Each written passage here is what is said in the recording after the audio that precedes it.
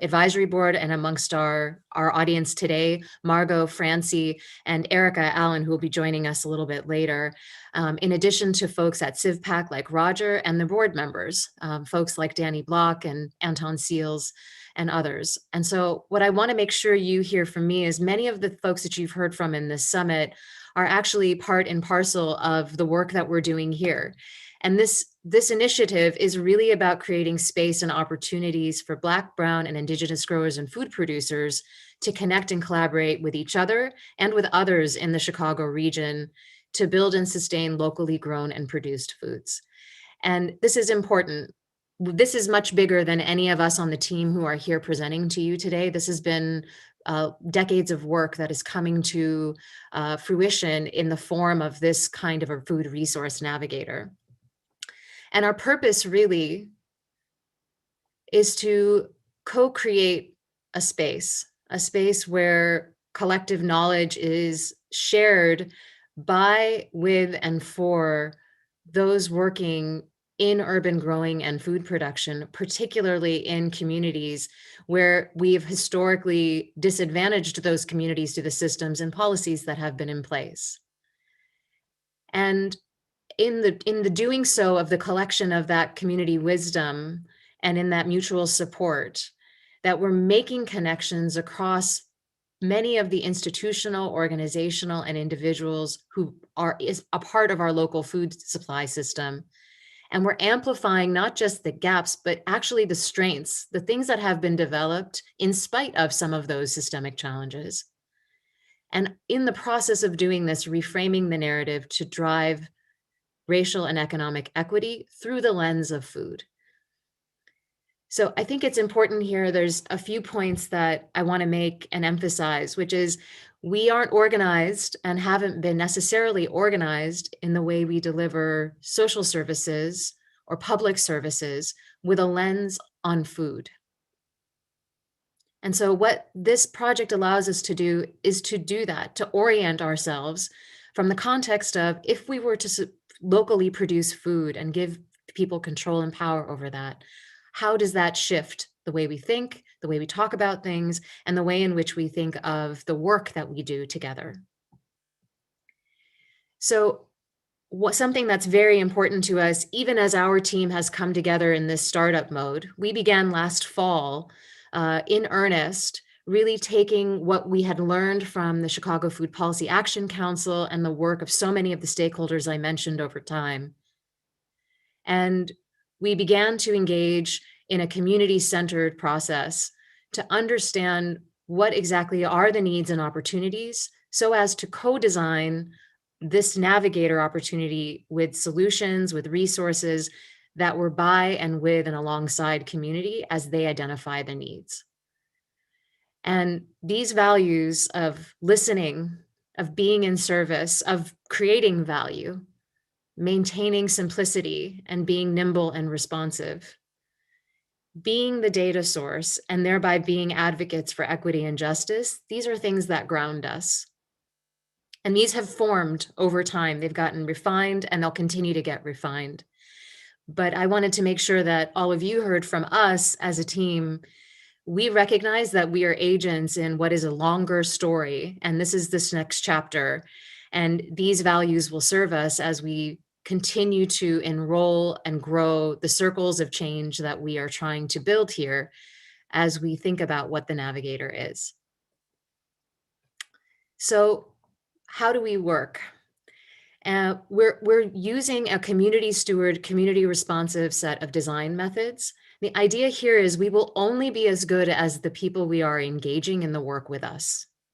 So it is enabled by technology. Antonio is with Table XI, which is a custom software firm, but Antonio also does social justice oriented work, purpose-driven work. And we have a partner of team members here purposefully chosen because of the view they have about keeping simplicity, meeting users where they are, and thinking about how technology can actually enhance how we work in the connection of those individuals, institutions, and organizations so as to promote relationships and collaboration. So this is the team. in one snapshot photo. And I just wanted to make sure you got a sense of everybody who's working on this project at this moment. So we assembled this team because we weren't going to assume what the design of this would be. We're figuring that out together with community. And so this team is a group of designers, technologists, social justice advocates, organizers, community members, residents, brand marketers, cross-sector strategists. It's a mix of folks, and data scientists or alchemists, as we like to call David these days. So you see this is a mix of people, and they're very specifically selected because of what we see as the opportunity based on all of these years of work that organizations like CivPAC and others have done. And so I won't drain this chart, but this is something for reference later. And all of these charts are available on the Whova. So please, I do hope you'll download them. But really what we've done is centered things in building relationships and community, thinking about the needs directly spoken and expressed by BIPOC growers and food producers, their allies, the institutions, partners in the food ecosystem here in the Chicago region, working toward and seeking equity and justice. And we're doing this in the midst of a pandemic. And so I can't underscore that we've necessarily started virtual, we've necessarily started small. Our workshops that we're about to go into here to give you some context about have numbered about 40 people, but lots of one-on-one interviews and engagements with groups in virtual spaces and in physical spaces where possible to begin to expand the circles. And so I can't emphasize enough that we are a work in progress. And this summit today, this session is just one more way in which we're trying to engage to enlarge those circles. And so what you'll see here in the green circles that encircle the center point of building relationships in community are some of the tangible things that we're trying to explore in their design together. How data and information will be connected, collected, shared, and used and protected. Thinking about the kind of analog spaces, just the human-to-human connections and spaces that exist already, where we could create some more structure and support that is designed and is led by and with the stakeholders who are in the space and others who want to join the space. We're looking and listening at what's happening in the world. Yesterday, there was a great panel talking about what the city of Chicago is launching in a food equity council. There's much happening in terms of land acknowledgement and what is going on in terms of the USDA and the federal government's perspectives on land sovereignty and the repair of some of the wrongs done in the past. And then, of course, the digital spaces and tools that will enable us to accelerate the kind of pattern recognition and the kind of communications that we couldn't have even imagined 10 years ago, let alone today. So what I want to just end with as I turn this into us giving you some specifics about what we're learning is why this is important. It's important because building and bridging across many of the institutions, organizations, and individuals is something we're hearing from our stakeholders is needed and hasn't been done in a concerted way. But by doing that, we can share knowledge and gain power. And what that means is share knowledge about the assets and the opportunities that exist in Black, Indigenous, people of color-led communities and organizations where innovations have occurred in spite of the system and connections are needed within the system. And so how do we do both and without any sort of judgment about what's right or wrong? And in doing so, starting to flip the script. In other words, using that community generated knowledge, layering it with the data and information we have right now about where investment is or isn't taking place, where food is or isn't accessible, the quality of that food and its implications for people and families and communities, and start to discuss differently what that means and what really is value and what really is impact. And in doing so, changing that narrative. So I'm reflecting back to you the things we've heard and learned. Some of these things I think will resonate with some of the other panels that you may have heard during this summit. And I hope that what this panel and what this time together does is give you a sense of some of the topics that are tensions in our system and our local food supply. And you might go back and listen to some of those other sessions with a different set of ears. I'm going to shift gears now. And I want to pause and just say, if you've got questions, I'm sure you've got a ton, please put them into the Whova or into the chat here, and we will have time at the end to do a bit of Q&A to clarify any questions that you have. And we'll have time in the small group breakouts, which we're going to move into in just about 5-10 minutes. The other thing here, is I want to shift gears. So what have we been doing? We started last fall, and we began with the community stewardship workshops, which we decided was going to be, in a time of a pandemic, one of the best ways for us to create space to learn from and connect with many of the BIPOC-led and serving growers, food producers, businesses, institutions working in support of a resilient, equitable food system. And in the process of this conversation, has always been framed as learning that will help to shape the direction of the Navigator. What will we do in our first instance? And the idea here is to hit the mission and purpose that we've described before. And so what we did is we invited participants, and I described to you the facilitators. It's the same team that you have here today supporting this session. And in the same way, we just saw that there was a mix of folks representing these circles. This is the same kind of mix of folks that have been in our workshop sessions. And I don't think there's even one person that would identify with only one of these circles. And that's part of the product of being in local food, and being in local food, particularly in Black, Indigenous, and people of color neighborhoods and communities. You're vertically integrated, you're doing everything. And so everyone who is a grower is also someone who thinks about community development. Everyone who is in public health also thinks about planning and enterprise development, understanding the deep relationships across these things. So I'm going to turn this over. I'm really excited for you all to hear from Chris. Chris is with Shy by Design and has been designing and leading the workshops as we've been doing them. So Chris is going to take us into a little bit of the design of the workshops and what we've learned from our first series of workshops. And Antonio is going to step in and talk a little bit about our second series of workshops. Thank you, Deepa. Good morning, everyone. Very happy to see you all on Zoom on a Saturday in March, where we're almost free, hopefully. So just giving a little context of what we've been doing for the past 4.5 months, or maybe sooner. I think we got together about 4.5 months ago, but our workshop started in December.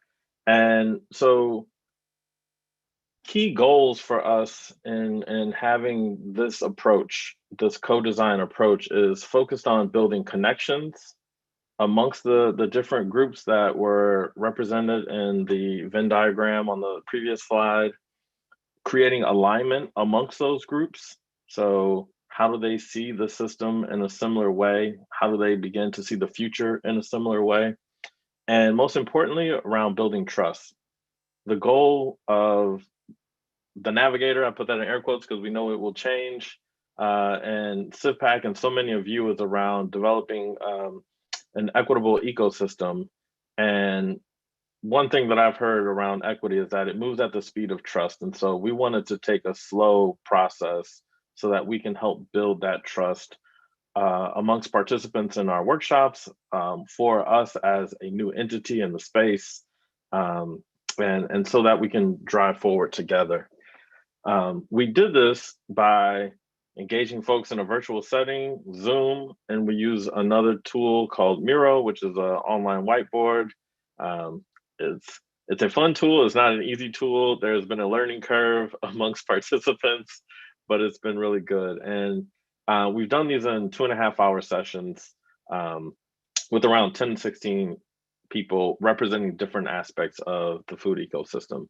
And so the arc of our workshops have been to explore, to connect, and then to build.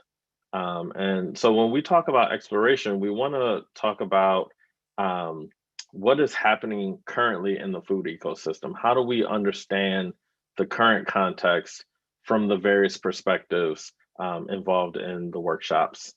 connections, we really wanted to identify who are the people and organizations that make the ecosystem work. It's also some of the people and organizations that hinder us from reaching the equitable food system that we want. Um, and then start to think about what are the connections that need to exist if we are going to achieve that future. The last series, which we're currently in progress, are focused on allowing the people who do this work every day, people like yourselves, your colleagues, to start to actually design ways in which to enable that future to exist. So this is we've only done workshop 3A. So each of these three has three subgroups. So there's A, B, C as a cohort. And that way we can maximize the amount of inputs to help us build collective wisdom, and also design ways forward. If we go to, I'll show a little bit of workshop one of the activities. This was, we called it the journey of food. So how do we get to explore the Chicago region food system? And so we thought, well, let's use food as the impetus to help us understand. And so, as Deepa mentioned, in these workshops, we had people representing various aspects of the food system: growers, organizers, academics, entrepreneurs, public health folks, and I'm sure people with many more different titles. And this means that they bring different experiences, perspectives, and expertise. And through this journey of food workshop, we created a space for all of these participants to educate themselves and each other about the ecosystem. And creating the space allows everyone to expand their perspective about what is and what can be. Another focus of the workshop was identifying key challenges along this journey of food and creating a multi-level understanding about the causes of these challenges. So we asked people to make connections between the experience, right? If it's, I can't get a license for water, to make connections to what policies, what technology, what processes create these challenges for this community. And so in this way, we could start to understand the various aspects that create a problem, not just from one point of view. And then finally, in honor of the resilience of this community, we had participants identify ways in which they overcome these challenges, because we know that they are finding ways to make this happen. Hence the reason we get kale, carrots, and all the other lovely items that are produced.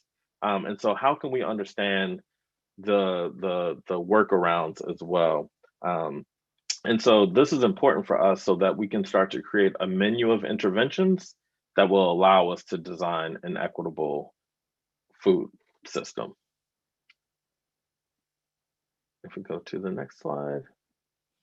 And so coming out of these workshops, we listen, we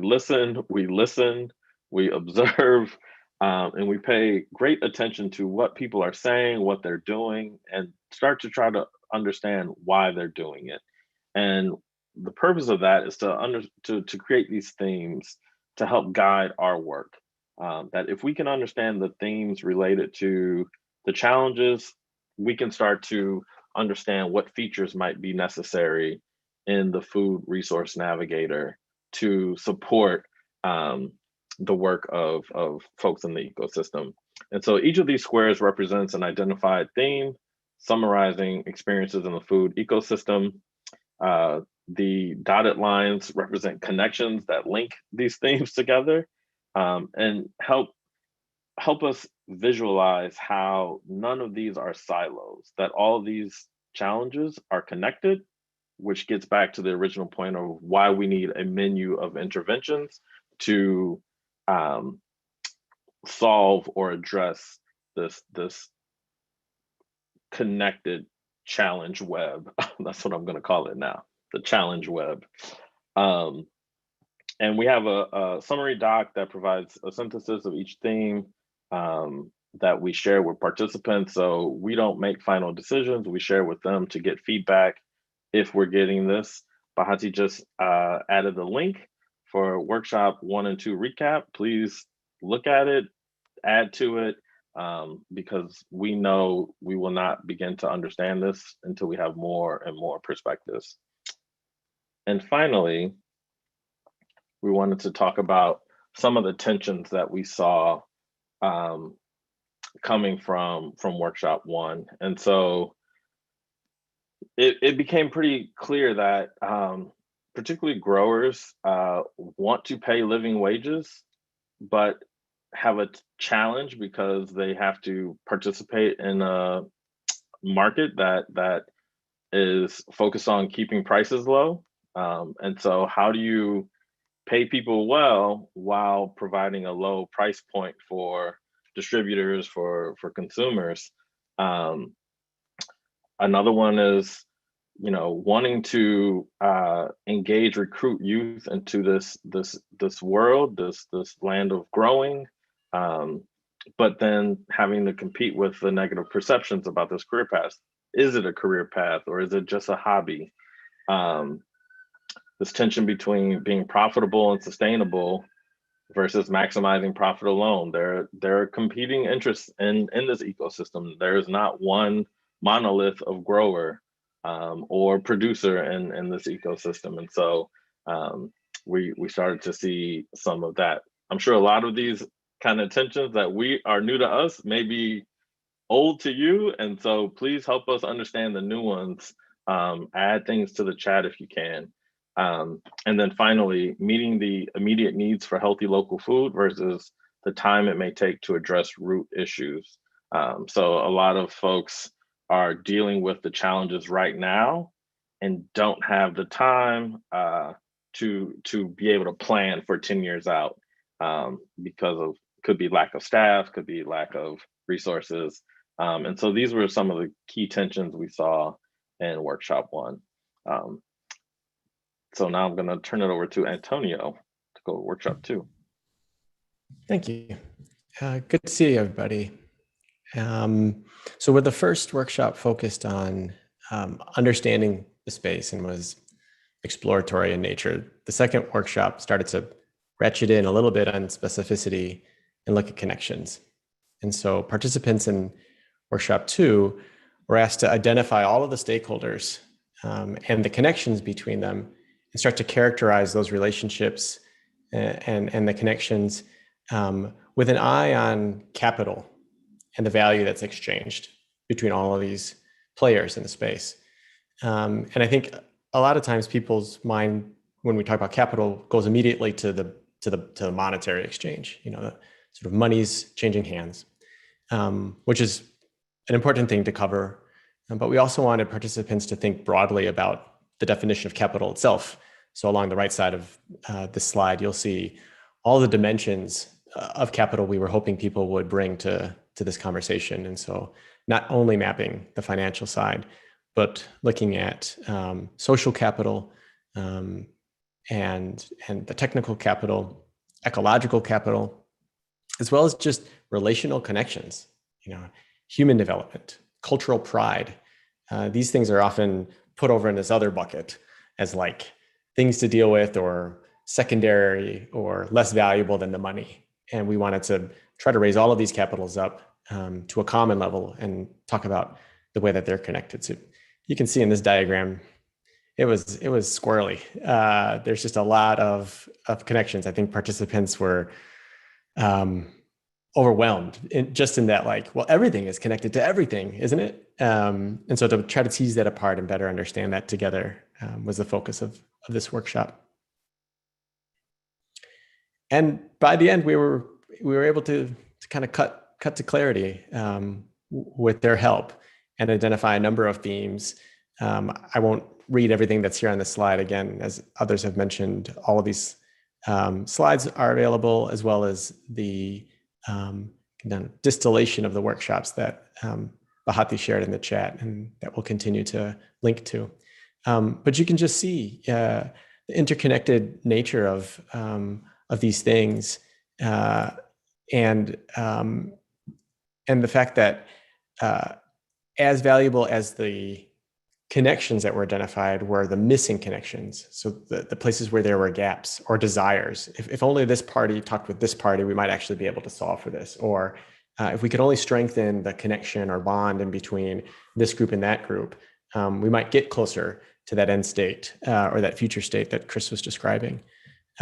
So I think you'll likely see yourselves in some of these themes.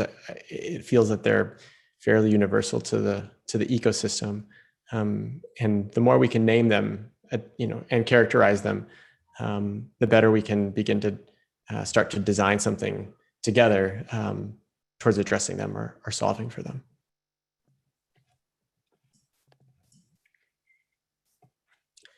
And a significant tension that we'll call out for growers and farmers is this question, which, to Chris's point, may be an age-old question. Do we solve for these things within the current system?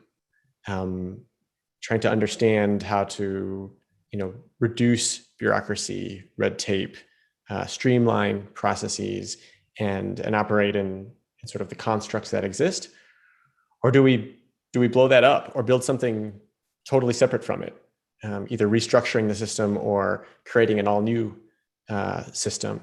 And that tension is pervasive. It's something that I think has appeared in almost every conversation. Where will this work begin? And can it happen maybe in both places simultaneously? So with that, I'll turn it back to Deepa so we can get into some small groups and talk about these exact things a little bit more together. Thank you, Antonio. So I wanted to say a few things here. We've been very conscious about making sure we're reflecting what we're hearing back. So what you see in the learnings that Bahati linked to and in the findings that Chris and Antonio just shared with you, these are simply learnings. We're reflecting back as much as we can the voice of those that we spoke with, as we're trying to listen and learn and think about how to together organize into an agenda that we can move forward on. And so I hope that what we've just shared, just this little bit with the time that we have, will spark some dialogue as we go into small groups. And so when we go into small groups here, which will be very small groups, so I'm happy for that in many ways, because we'll have some good discussions. And I want to encourage some of our workshop participants who are also here this morning, and I just can't say again how grateful I am that you are, to please speak up about the things you heard, not only the things you shared, but perhaps the things you heard from people you learned from in those workshops, because that is what we are intending to do here, is to drive collaboration through this Navigator platform. And so now you all have a chance to help us shape this as well for the next 20, 25 minutes. There are 3 prompts here that we are going to go into in more depth, and you're going to be very ably facilitated by our team in these small breakout rooms. And I want to make sure that I reemphasize what the goal is here. The goal is that we learn from each other in terms of what may hold the most promise in supporting the growth and sustainability of BIPOC urban growers and food producers. And we are, of course, in this project focused on the Chicago food region, but we're also focused on learning from what we can from other places, other experiences, other sectors. And we know that from our opening, you all represent a great many disciplines and a great many perspectives, geographic or otherwise. And so please bring your whole thinking into your spaces, even if you've not done things that are specifically food oriented, or you've not done things that are specifically for BIPOC communities. So with that, Marley, I can see you are getting ready to go here to put us out into breakout rooms. I want to give us just a brief second to breathe. And I want to encourage everybody, when you get into your rooms, ask questions. All of the team can answer. And if we can't answer it in the room, then we'll answer it when we come back in the large group. And please come off a video and engage in this morning. We all have a choice to be here and to participate in this work, and it's such an opportunity. So thank you again. And Marley, I will ask you to break us out into 3 groups.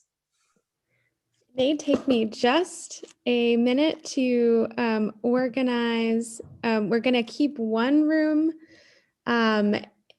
in the main room and then have 2 separate additional breakouts for the conversation. So I'm just going to split everyone out into those rooms. Great. Um, While you're doing that, I'll just say a few words. For those who may need support on translation, we will make sure that you've emailed the A team about that, and we'll make sure that you are in the main room so we can keep the translation services contiguous for you. So that's one thing I just wanted to say out loud. The other thing was I wondered if Claudia or Lisa, if there were any questions that came in, and we can address those and give Marley a little bit of a moment here.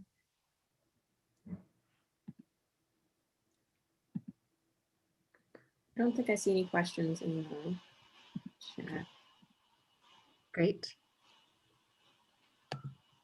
Getting there. This is just the joys of being in virtual spaces. Let me see one other thing. I'll do my plug here for a tool called Notion that the team suggested and that we've been using. So that link that Bahati put into the chat, and I just want to introduce Bahati because, like me, she's the only other person who's sort of officially Navigator, because we are trying to be so mindful about the design of this as a collaborative. But that is a tool that allows you to comment, much like a Google Doc, but it also gives you like a full table of contents of all the things that we've been doing. We've been recapping after every workshop, as well as driving out these insights that we shared a little bit of today with you. So please go in there, make your comments. You have to make a really quick account like you do in Google, but it's free. And hopefully that will give you all an opportunity to dig deeper into the content. And I want to encourage you to please share that. Share that with others who are in this space, who are thinking about these questions, because we are trying to gather community inputs. So as Marley is joining, as dropping us into groups, you'll note that we've called our groups Earth, Wind, and Fire. This has been our naming convention for all of our workshops. So you'll find yourself either in one of those three groups. The group that's staying in the main room is going to be the Earth group.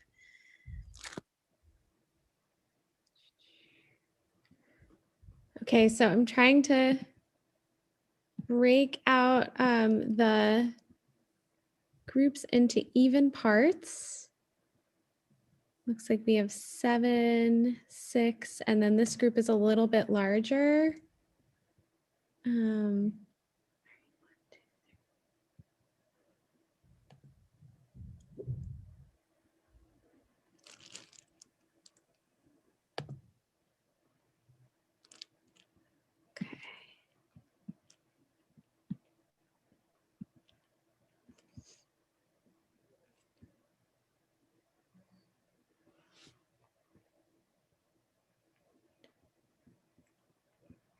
All right, Deepa.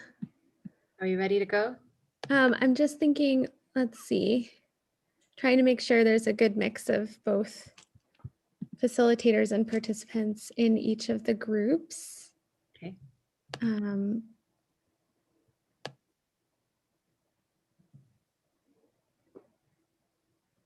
think we're ready to go.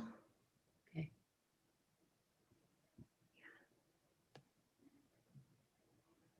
You might need more folks in the fire group. I'm just looking now. Yeah. I think if you are also able to, I think you have the power to assign folks as well, Deepa. Okay, great.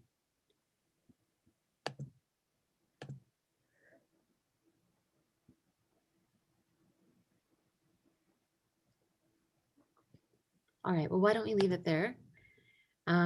So I want to ask everybody, if you don't mind doing this with me and you're able to get up, could we just stand up for a second and stretch? Because we've all been sitting. We've been sitting here for a moment. So maybe just even if you put your arms up wherever you are.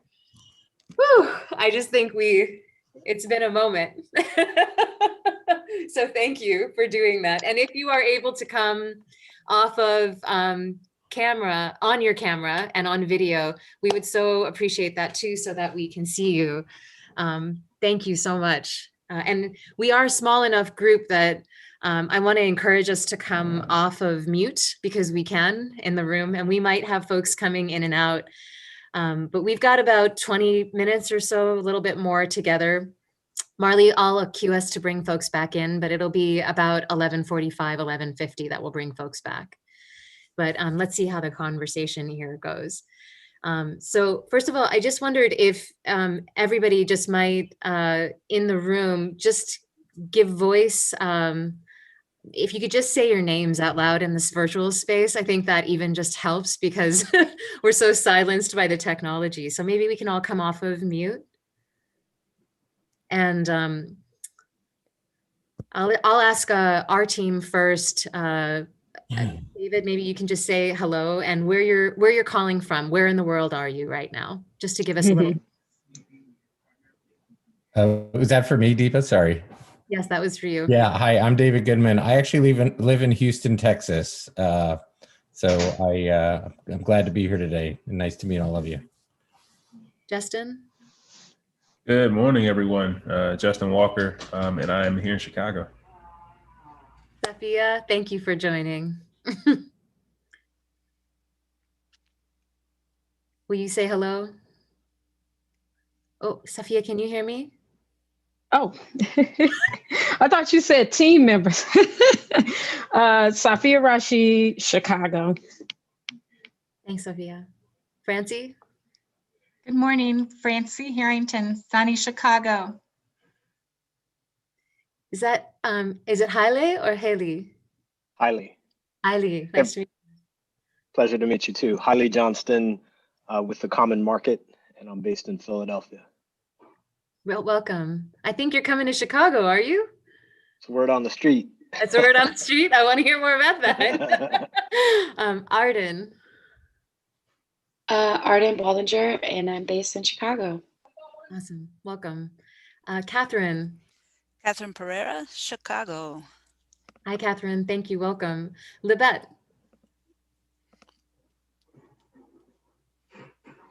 Oh, you know what? I actually think she is in a breakout room and for some reason is disconnected, like has two. That's fine. On the screen. Yeah. I just wanted to say thank you and welcome to Havala and Leticia, who are our translators in the room, and just applauding them for making this such a good and inclusive environment. So thank you.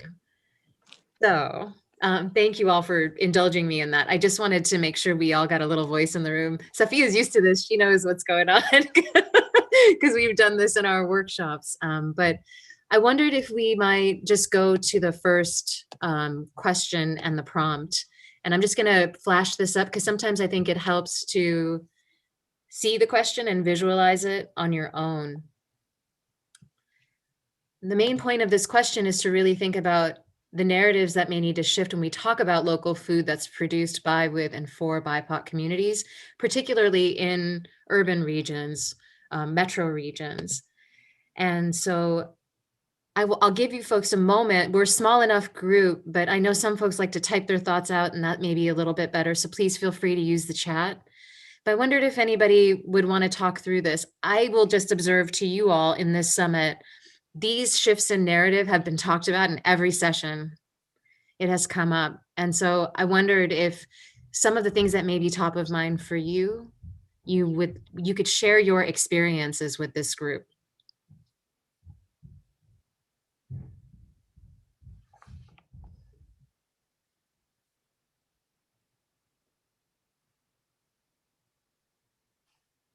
And it could be something you've heard in another session that sparked something for you that you want to explore more. And this is a great group of people, a mix of growers, of folks thinking about distribution, students, of educators.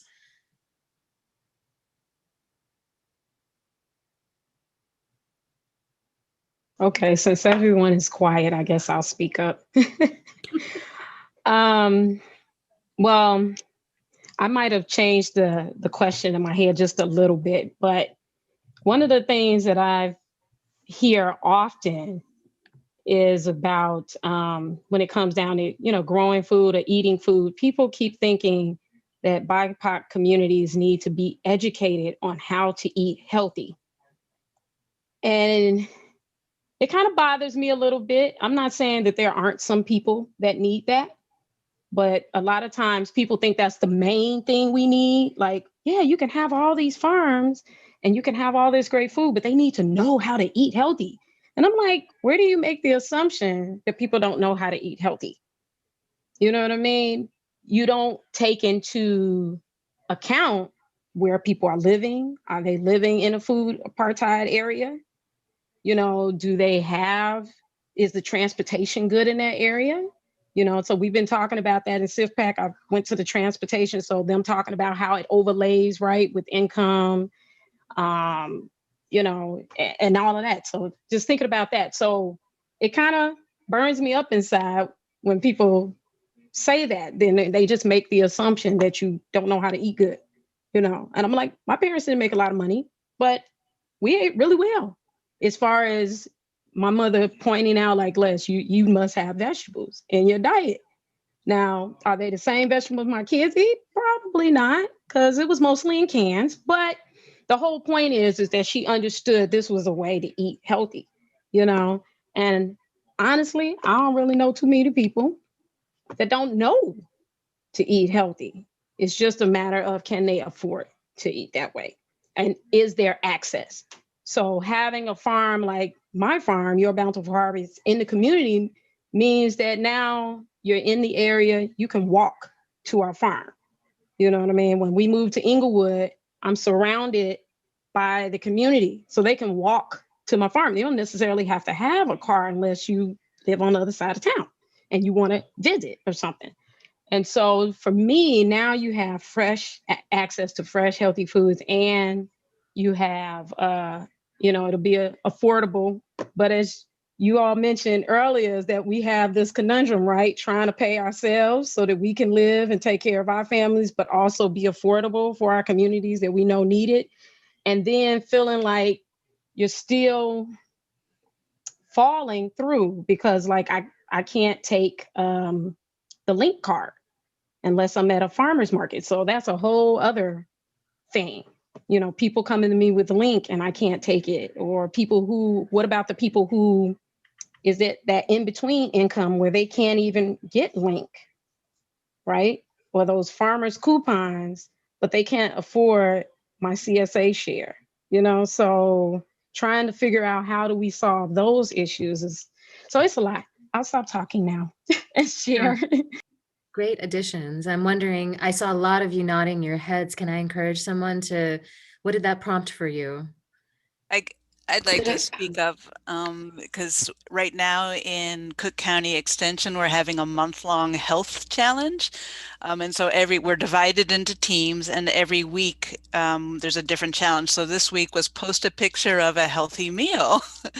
And I'd say most people are doing really good, but I am the only person who posted a healthy meal with like all local stuff, all local food. So that's not even in people's minds that maybe is another example of what a healthy meal might look like, right?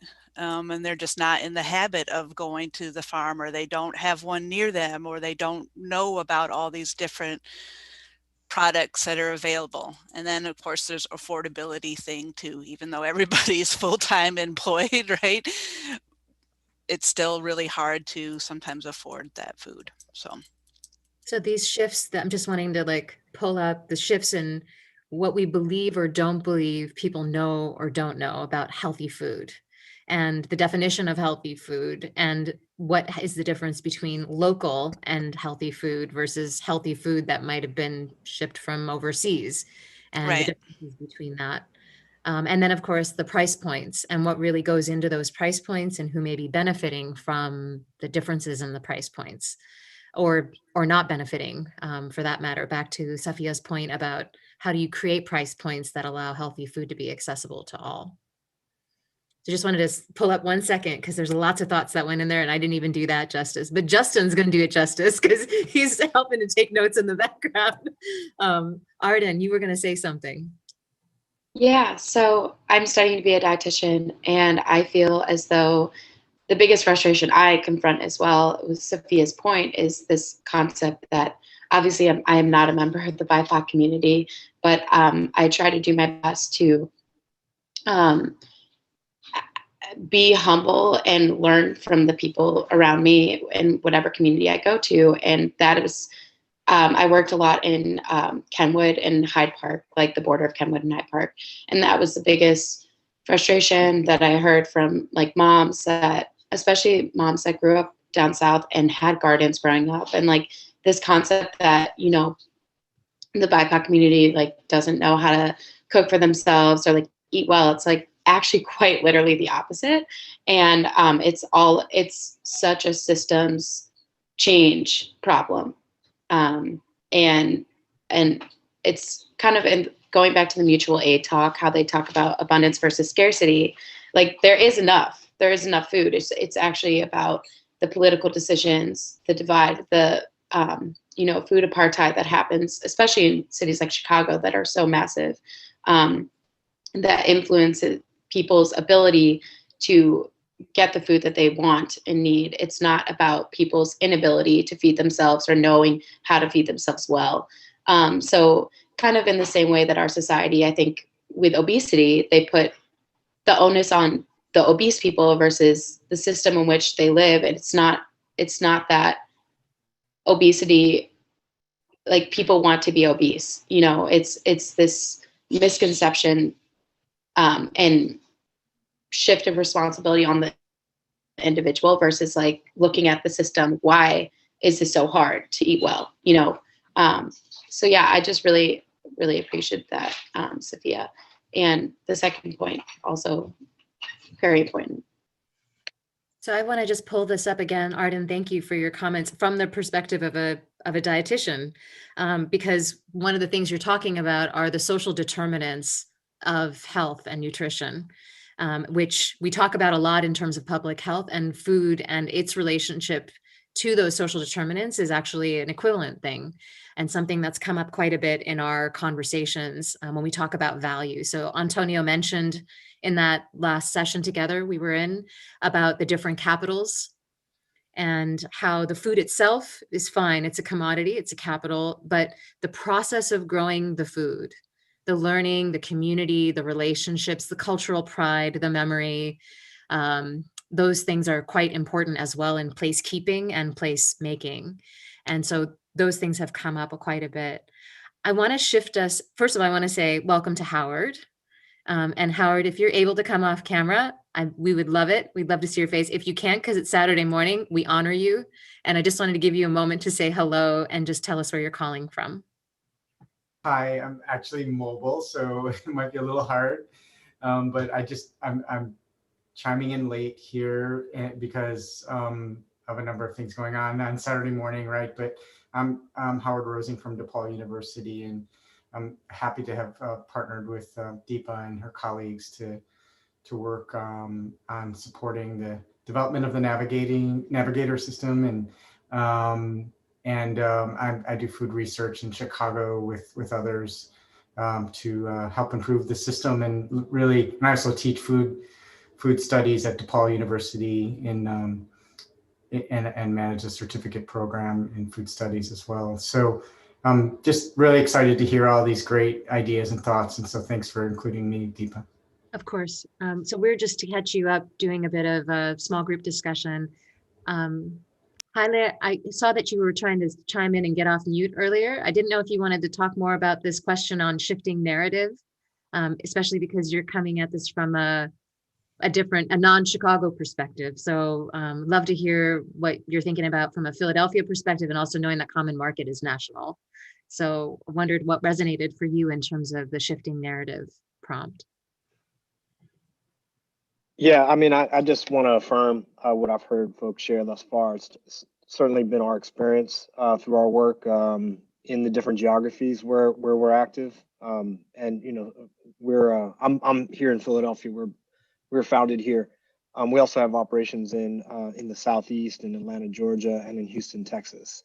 And so, you know, our work is in service primarily of communities that lack access to good food. And we have found overwhelmingly that folks are enthusiastic about not just produce, right, but like the highest quality produce, organic produce. And folks want to know where their food comes from. So I don't know that I have necessarily anything to add, except for just to affirm that that's been our experience across communities throughout this country, in places where folks' income is lower, and resources are a little more scarce, there are serious equity issues informing people's access, and that is, I think, the greatest limiting factor to one's ability to participate and to consume the quality of food that they're looking for. I want to apologize in advance because I'm also at work right now, and so I'm gonna have to unfortunately leave in a little bit. But I want to appreciate all of y'all and thank you for your time. Now you're stuck with us too, because we're going to find you to keep talking. So when I said you were shaping this in solidarity, I wasn't kidding. So thank you for joining. I'm going to move us on to a second prompt here, and just to see if we can continue this conversation. So one of the things that is coming up quite often is just this question of, there's a lot of community generated knowledge that just doesn't show up on the way that data perhaps is collected, either in census forms or in some of the interviews or surveys, and that there's a lot of interviewing and surveys, especially of communities that are quote unquote in need. And yet there's so many assets within those communities as well that perhaps aren't visible in the mainstream or aren't valued in the mainstream. And so this question is about what your experience might be in generating and sharing information at the community level. And we put it in the context of equitable food-oriented development in communities that are mostly Black, Indigenous, or people of color resided. But we wanted to know either what your experience has been or what you wish existed when it comes to generating and collecting and being able to use the data of your own community in making narrative and a case for the work that you're doing. So I'm going to stop sharing here and bring this back and give you all a moment just to think about this.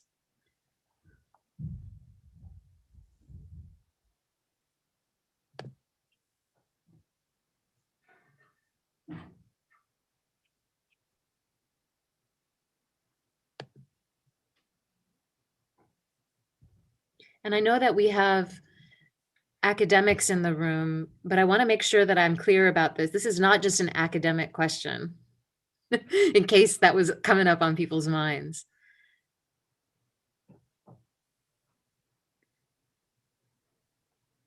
Yes, great point. I'll do that.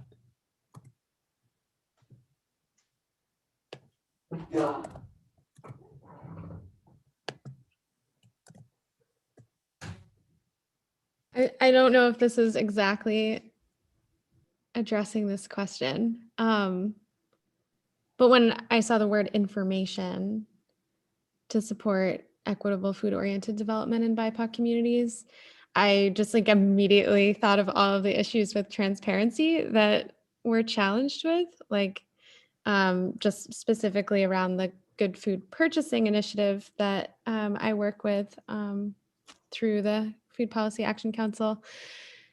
We're trying to illuminate what are the opportunities to sell to community anchor institutions in Chicago, and to fully understand and be able to share out all of the different food programs and contracts that the city and county have, and to share out what are the most common products that they're buying for their programs, and getting that information from the current system is really, really hard. It's really hard to share that. And so if there's anything that I wish existed, it's just more transparency and ease of sharing that information. And we're trying to do what we can right now to do that, to actually shift that, how the city kind of compiles their food related contracts, and also the language that they set up in their contracts with food vendors that ensures their compliance with sharing information. But it's been a long process. we are not through it yet, that data transparency piece. Ellie, I saw you smile real big when Marley was talking about this. I just wondered if you could share what was going through your mind. Well, yeah, and just that I've also been in communication with Marley about this, and so I know specifically, the challenges that she's facing and the corporate actors that are acting intentionally to withhold information. So it's a real barrier. Withhold and stall. Withhold and stall in areas to literally hold things up.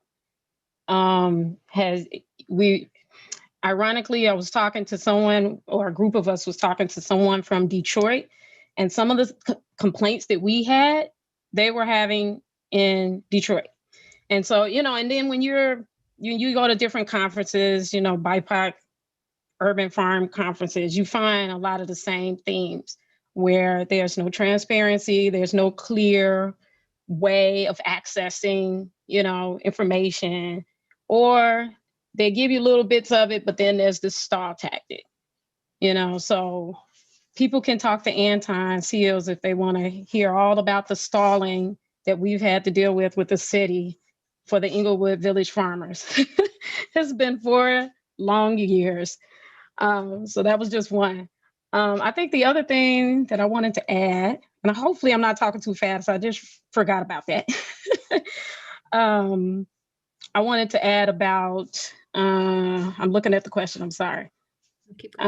Just as far as experience in generating and sharing information, some of the things that I wish that existed is us being able to, and I mean, we do this at my farm, and I see different people doing it in different areas, but just making sure that we're being more culturally, relevant. And so at our farm, we've been intentionally trying to incorporate, African indigenous practices, growing foods throughout the African diaspora, just to get people, reacclimated to that. We do grow things from the African American Southern tradition too, because as you know, a lot of folks migrated up from the South to Chicago. My parents and some of my family members being some of those people who migrated, to Chicago.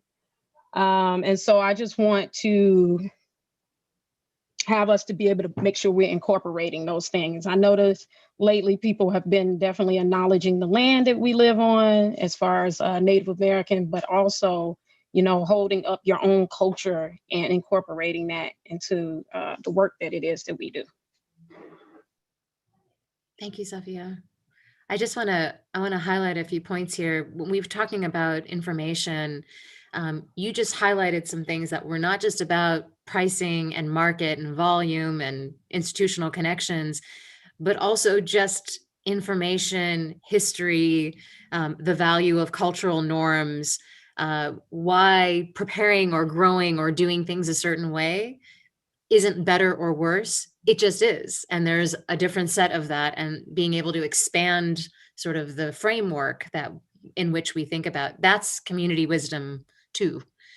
So I appreciate you bringing that up in this context. And it again gets to this point of the product and the process of food it's both and in terms of the values that we're trying to derive.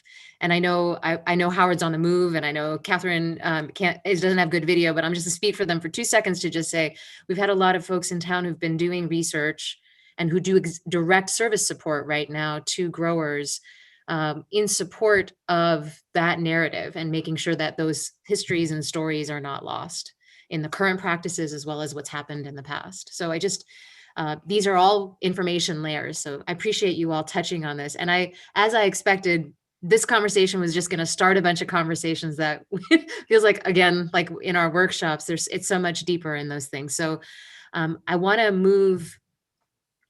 Thank you, Justin. Justin's got me on time. He knows. We are going to go back into the main room here. What we didn't get to were specific services and tools that you wish you had. We can maybe talk about that a little bit in the main room. Haile, I hope you're going to stay with us because you're so compelled that you're going to stay another 13 minutes. So, and Arden, I want to make sure, Catherine, we hear from you as well. But we're gonna invite folks back in. Marley, you can bring them back in.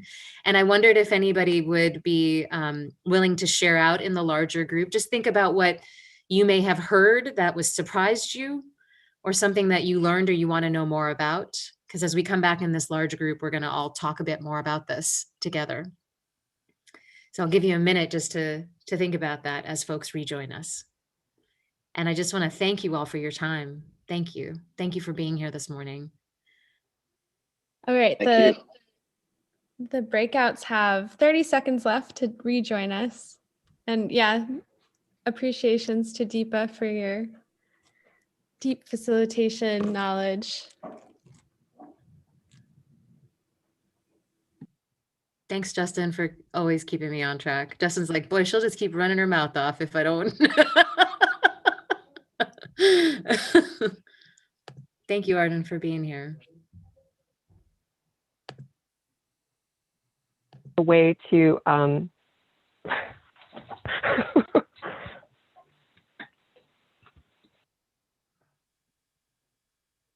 Oh, I want to hear Carolyn's last point before. I think you should finish your thought, Carolyn. I could see you were like in a groove. Yanked us all back. Please, Carolyn.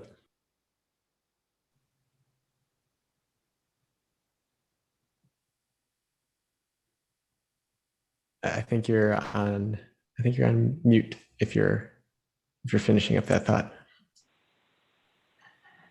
Can you hear me? Yep. Okay.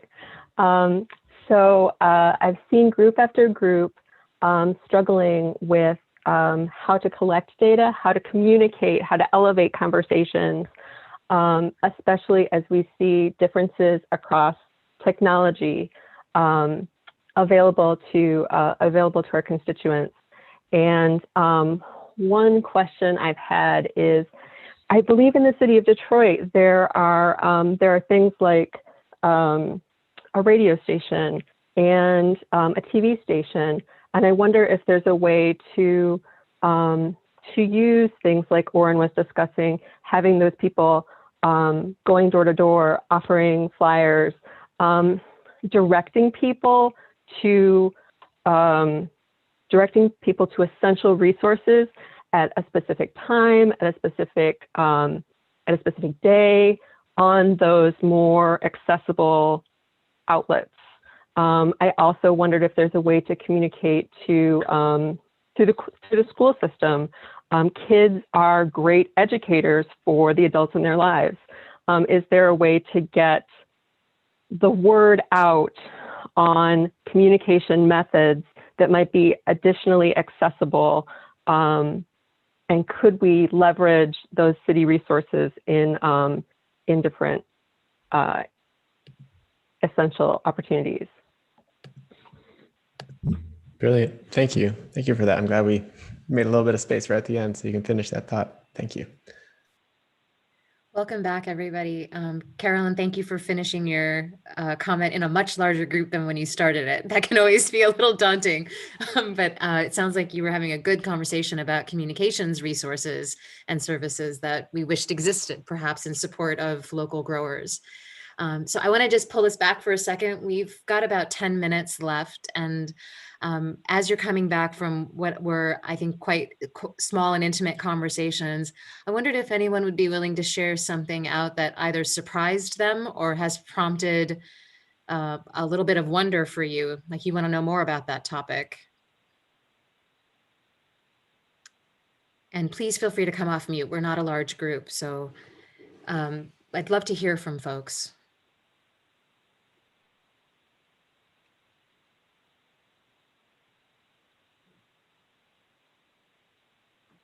I'm gonna call out somebody. I thought Lisa made a good point as we were kind of wrapping up our conversation. The first question was a little hard for us to figure out what narrative changes, but then it came back around, and would encourage Lisa to share.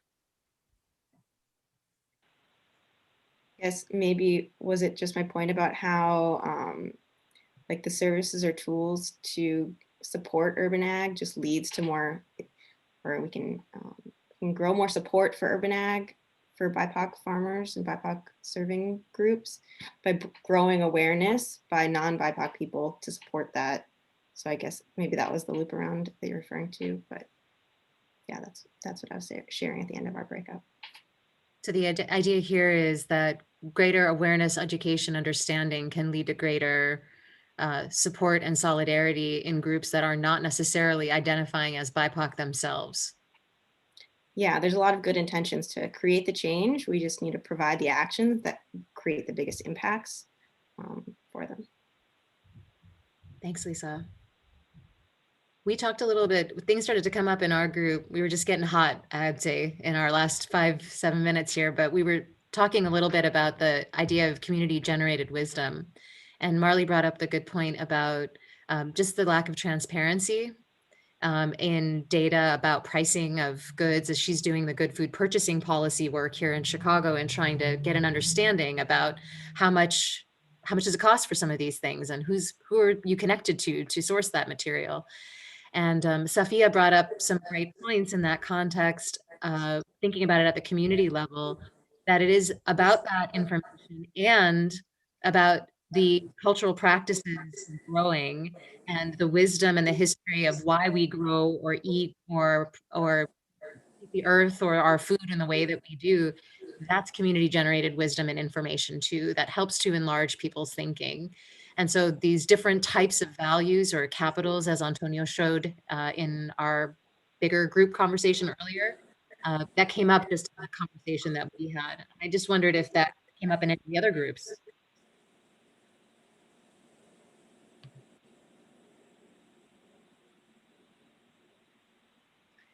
Howard's just echoing here the point about preserving stories, past and present, including the challenges and successes for a kind of a story repository for Chicago.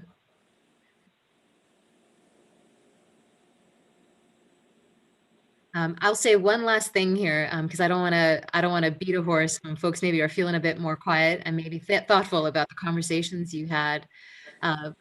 Chris, I don't think you even heard Erica Allen say this yesterday, but she talked about it as a web, actually. So when you were saying, I'm going to call this, I forget what you said, like this interconnected web, that came from Erica yesterday. And the thing that she talked about was the fact that that web has to be rebuilt and maintained over time. You don't just build it and forget it. And so what I would say is we sum up our conversations here today. This is in part how we are trying to work and what we're trying to design here with this food resource navigator is a way in which we're engaging many different participants in the system to not just build something once and forget about it, but to build something and then to stay engaged, to maintain it and to sustain it and to change the design as we may need to address the different aspects, because obviously what we've just described and all of these tensions, it's a huge framing, and we're not going to be able to, as any initiative, address all of the points at one time, but we can come together to agree on what to address together in any moment and to equip our stakeholders, all of you, all of those who are working in this space with the tools so that they can do what they want to do with it and use that as a building block. And that's really what our intention is. So I'm going to shift this to close us out. I'm going to share my screen here real quickly and maybe ask Antonio to take us home with a bit of a repeat call to action, but an important one nonetheless. Thanks. We've said it before, and we'll keep saying it as we continue to work this way. But we're committed to both documenting the things that we're hearing in these workshops, as well as sharing them in a completely public way. There's nothing sort of secret going on in these, and there's a lot of great ideas and takeaways and learnings from this collaborative work. And so we haven't formed any conclusions or determinations, but we've learned a lot. And so the outcomes of those conversations, the findings, if you will, from the field are available on Notion, which is a just a platform for sharing information. And so there's the links that are here on the slide, and we'll, Bahati just dropped them into our chat as well. But you'll see what we're hearing verbatim from those conversations from Workshop Series 1 and Workshop Series 2. And as Chris mentioned, we're partway into the third workshop in this body of work. So in a matter of weeks, we'll conclude that and make that available. A nice feature of Notion is that you can comment on the things that you're seeing there, and you can also submit new ideas through a little survey field that's at the bottom of each of these pages. So we encourage everybody to take a look at that and just build on it, and let us know if what we're saying feels true and resonant for you. Thanks, Antonio. For those of you who, we are going to conclude some of these workshops that we're doing, and we've called this our winter season. It's been we started in the winter here, and we're heading into the spring. And as we've learned and as relationships are growing, we're moving into thinking about an architecture, a community architecture for how we'll continue the work, and try to go one layer deeper into some of the functionality, into some of the purposes that both the digital, but also the analog, the human-to-human spaces could be. And so stay tuned for that. We're going to be reflecting on our winter in the April time period and coming back out with the summaries that Antonio mentioned, as well as more engagement opportunities. And so we invite you all, but also those who perhaps haven't had a chance to shape this yet, to participate with us. And so with that, I'm going to ask Chris to close us out, and he's going to give us a little framing here. And I just want to thank everybody for their time and engagement again. Chris, over to you. All right, thank you all. And our illustrious leader, Deepa, always has us check out with one word. And so we're going to do that today. But I wanted to use a systems thinking kind of framework to help us figure out what that one word is. And so this is around like futures design, and they talk about different types of future. One is plausible, that this future could possibly happen. There's probable futures, which is more around math, right? If we look at the trends, this is probably what's going to happen in the future. And then finally, the preferred future. And this is where our imagination, this is where our heart comes in. What is the future we want to exist? And so what I want you all to do now in the chat, type one word that would describe or define your preferred future for a racially and economically equitable Chicago food system. Ooh, total connectivity.